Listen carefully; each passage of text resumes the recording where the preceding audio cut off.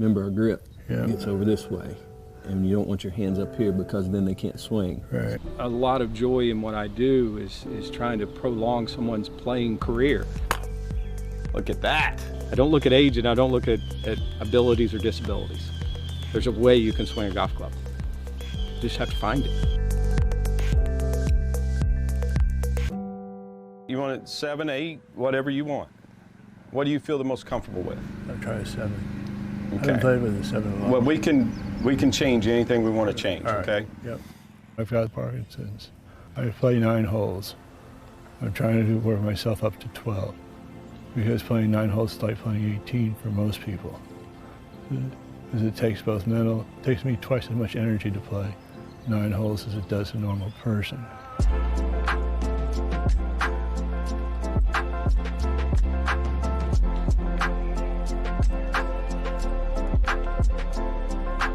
He may not have been the best golfer his whole life, but it's a game he's always enjoyed. And he felt like that was slipping. He wasn't able to enjoy it as much anymore. But thanks to Billy and the amazing staff at Spring Island, everybody's rallied around him, and partially because of his can-do effort, to really figure out a way to allow him to continue to play golf with his handicap. 15, 20 years ago when he first came to me for lessons, it was really a lot of humor in our lessons. He has a great sense of humor. Me personally, when I have a tough day, golf is my outlet. You must go after every practice then with me. When I was 65, 67, I was starting to develop this disease. I couldn't hit a ball very far. So I was hitting off tees, where I was trying to hit 6,500 yards.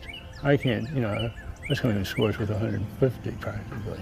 When you get in here, that means you got to turn more. Right. And we want our arms to extend better. As he developed Parkinson's more and more, he sat down and talked to me about that they wouldn't let him play in an event due to what tees he had to play from, and there was no way he could do it. I took that as a challenge. And that also opened my eyes to the rest of the membership.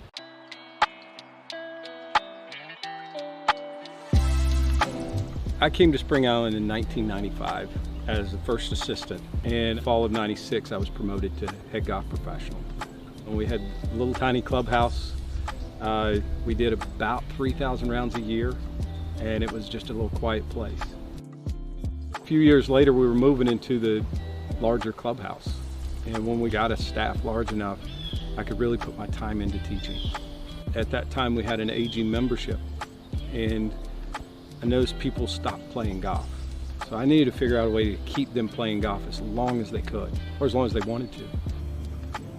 We've been coming to Spring Island for 20 years. The moment you drive over the bridge, you just have this feeling of relief because it's such a calming, wonderful place, which is obviously great for my dad. I come here, I don't have to worry about cars. We have one paved road. I can ride my bike. I've got my trainers here. I've got Billy here. But everybody, everything's one shot. I reached out to a gentleman in Seattle. The first article that I saw about someone that was working with somebody with Parkinson's, and said, I can't tell you what club is the best club for people to use. You just have to do trial and error. He said, but I will tell you that you got to keep working on their stability and strength.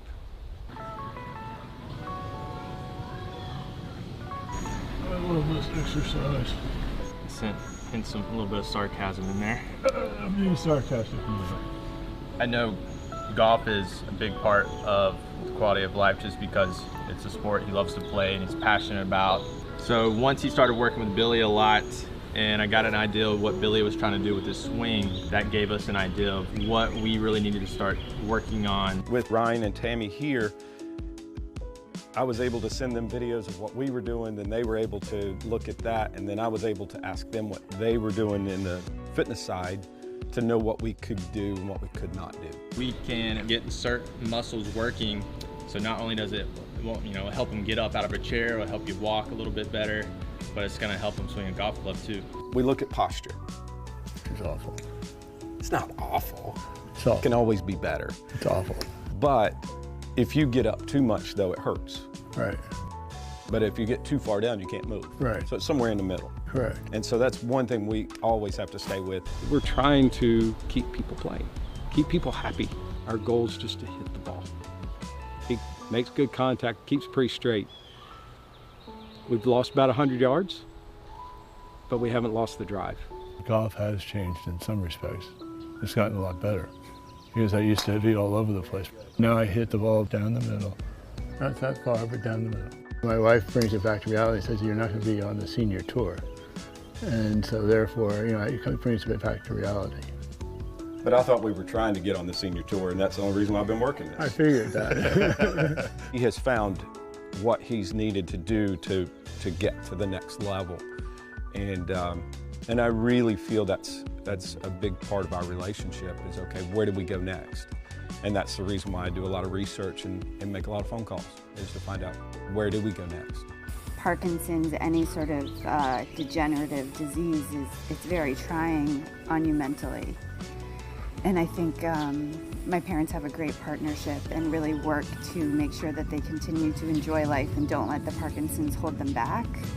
He has made me better at what I do and made me work harder to find ways to help more people, not just with Parkinson's.